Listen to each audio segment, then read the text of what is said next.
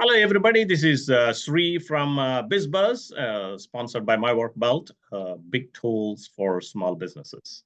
And today's show, I have Craig Andrews. Craig Andrews is the principal ally at Ally for Me.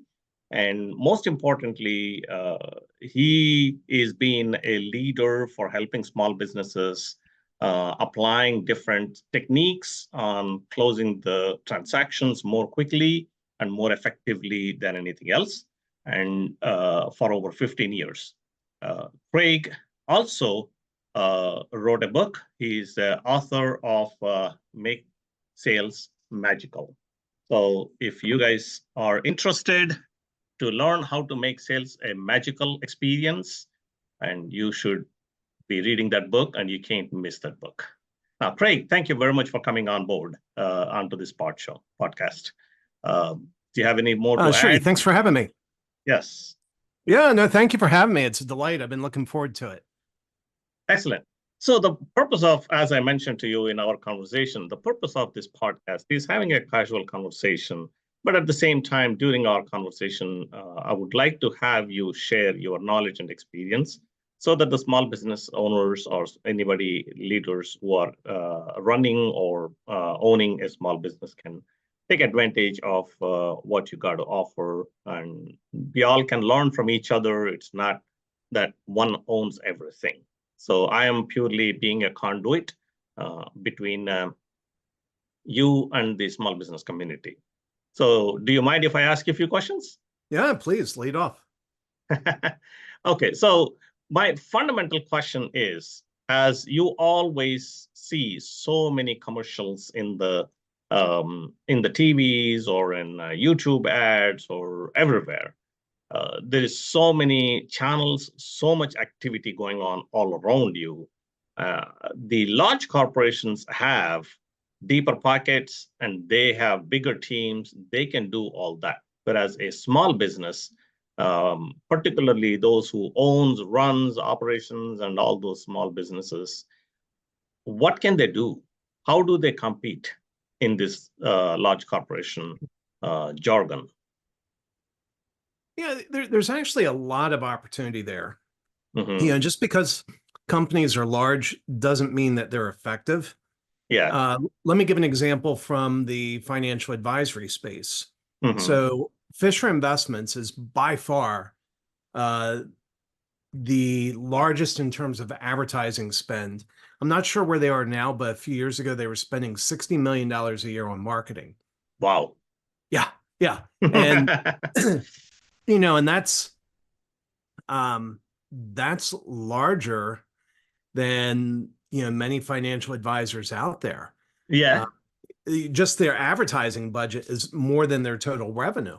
Indeed. And, but the thing is, I don't think Fisher's doing a great job. I don't think their message, they're just kind of flooding the zone with their brand.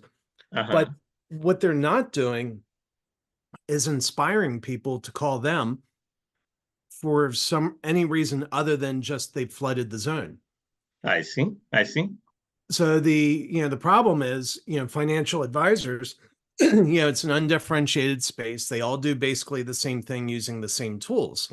Now, some would come back and argue, well, there's differences, but the differences are minor. And more importantly, most of the clients really don't care about the differences. Sure.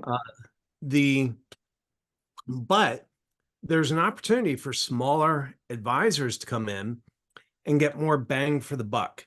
They don't have to have the massive presence that Fisher does. They can come in and they can say more with a smaller budget. Now, what they should do is be a little bit more focused on where they're reaching out to. So if Fisher is just trying to flood the zone everywhere, if you try to operate in all the channels and all the places that Fisher is, you're going to lose a lot of money and you're not going to have a lot of impact. So what you should do is figure out narrowly where you're targeting and target very specifically there. But do it with a better message. Honestly, Fisher says, I haven't seen any of their recent ads, but they talk about how they're fiduciaries. Well, there's a couple issues with that. Out of 450,000 financial advisors in the country, at least half are going to tell you they're fiduciaries also. Yeah. I mean, otherwise they'll be in trouble. Well, they better say it, right?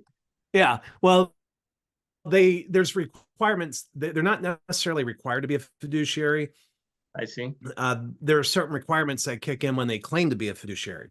But the problem with that is, according to the SEC commissioner, it's still a meaningless statement. So Fisher's spending all this time focusing on something that, hey, we're a fiduciary, which a lot of them are claiming. And they're saying we're a fiduciary, but the SEC commissioner says, well, that's a meaningless statement. And the opportunities for small businesses is to go into something like that and speak more about the transformation that the person's really looking for. Now, I'm just using financial advisors as an example. But for instance, there are 9 personas of high net worth investors, and the number one persona is a family steward. They represent 34% of high net worth investors.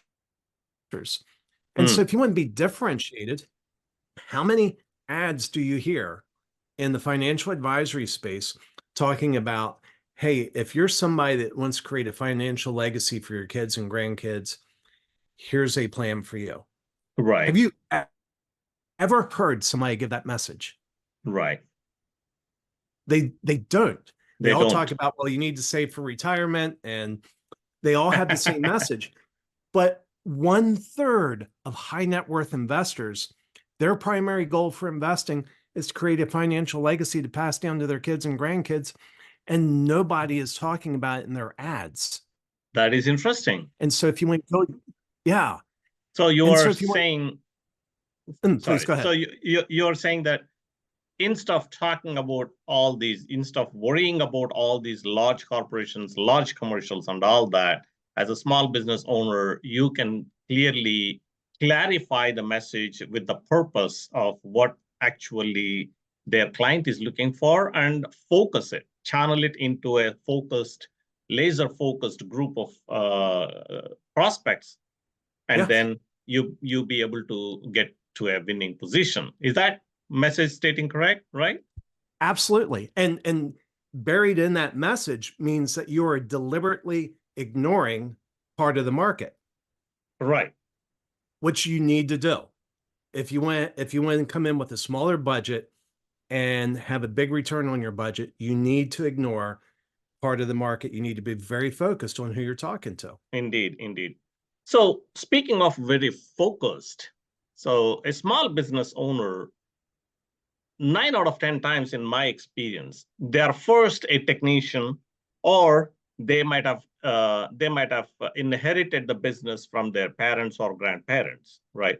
They're not like University of Michigan MBA graduate, or they're not like a MBA graduate from Harvard Business School or anything like that.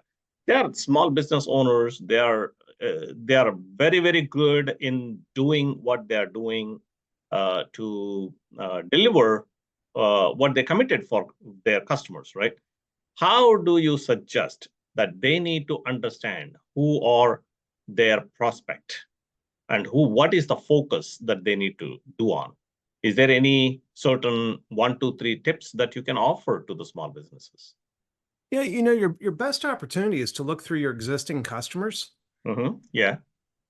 And figure out which of the customers you like the most and the ones that are most profitable for you. Most of the times, the ones that you like the most are also the most profitable. That's true. Look at the ones that you have. And let me give an example of somebody who did that, a very visible company that did that. Back in 1997, when Steve Jobs returned to Apple, Apple had 4% market share. They were just months away from bankruptcy. And Steve Jobs started looking at who could we sell a lot of computers to quickly to save Apple. And that was when they realized that the people that really loved Apple computers were creatives. And so he did all of his advertising focused to the creative types. And said, I see. That's who. But the way he got there was he looked through his existing customers. And so Okay. what I would recommend anybody, look at your customers, look at who's been bringing you business. Right. Now, a mistake that people make, and so the term that's thrown around is persona or avatar, Mm-hmm. sort of mean the same thing. And Mm-hmm.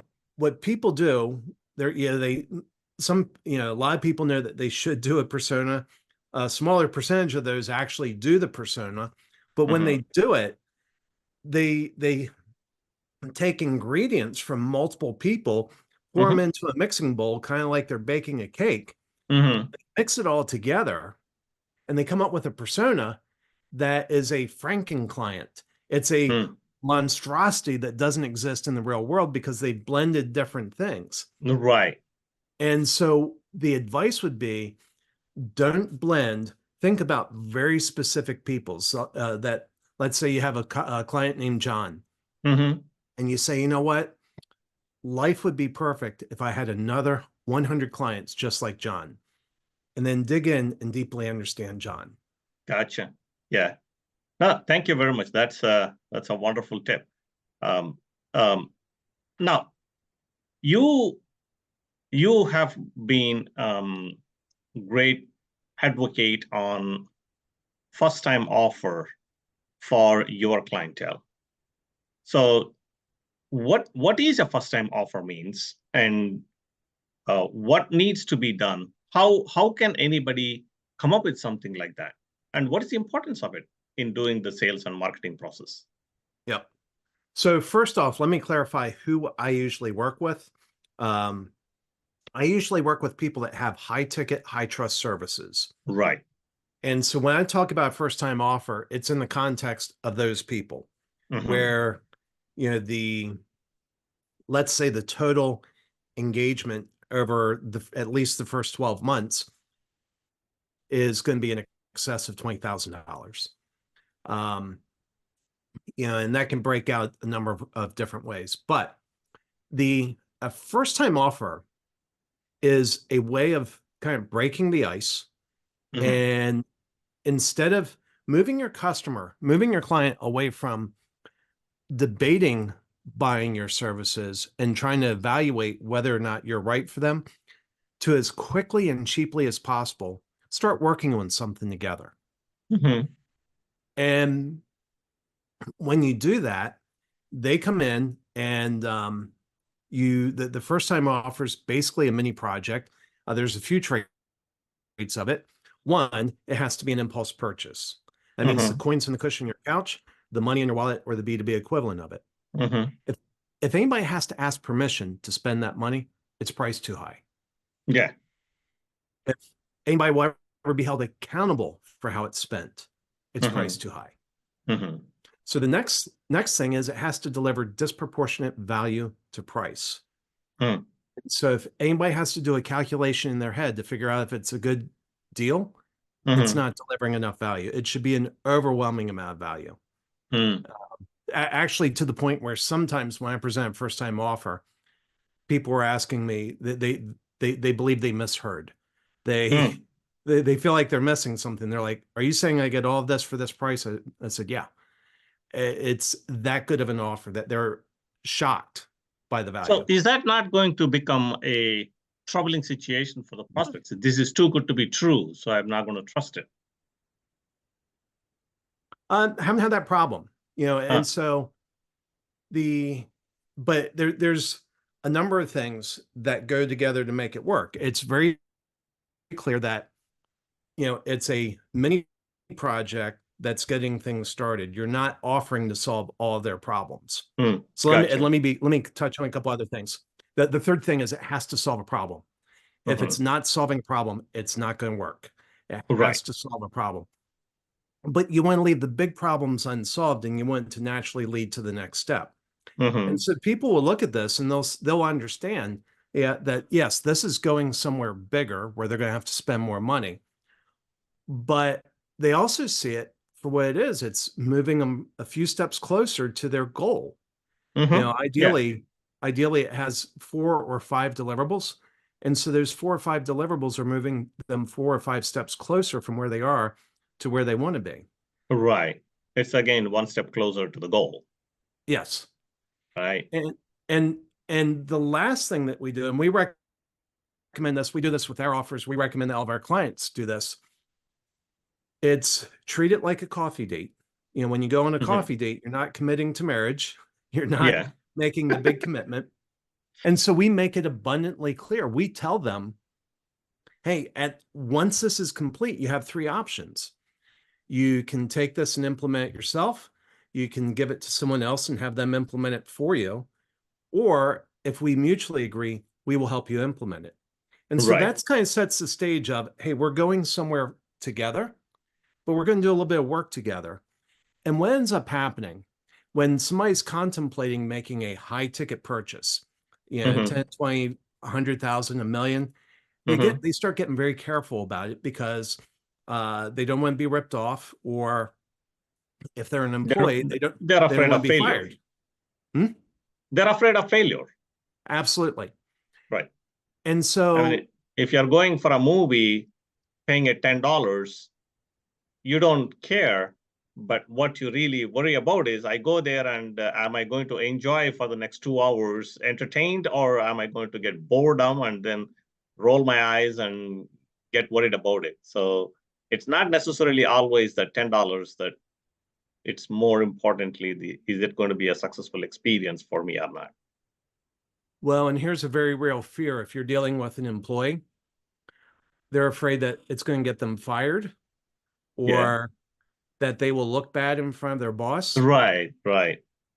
And so if they have to go tell, that's why it has to be an amount of money that they'll never be held accountable for. Yeah. They don't have to worry about it. Right. Makes sense. Right. So But last but not least, sorry, what would you give 1 or 2 tips to a small business owner that they can implement right away and they can go forward with something as a takeaway from this podcast? mm, I think the first step would be look at your existing customer base, find one customer that just stands out, and if as your ideal customer, and deeply understand how you do 4 things in their life. Deeply understand how you, and all 4 transformations, how you transform what they have, how you transform what they feel, how you transform their average day, how you transform their status. I see. Okay. Because when you understand those 4 things and you start talking about that transformation rather than the product, you're going to start seeing an increase in sales. Wonderful. That's a pretty powerful tip. Yeah. Excellent. Thank you very much, Greg. Greatly appreciate being on the show, and you have a great wealth of knowledge and wisdom that you are sharing with the small business community. Certainly appreciate your time on the show. Thanks, Sri. Wish you good luck.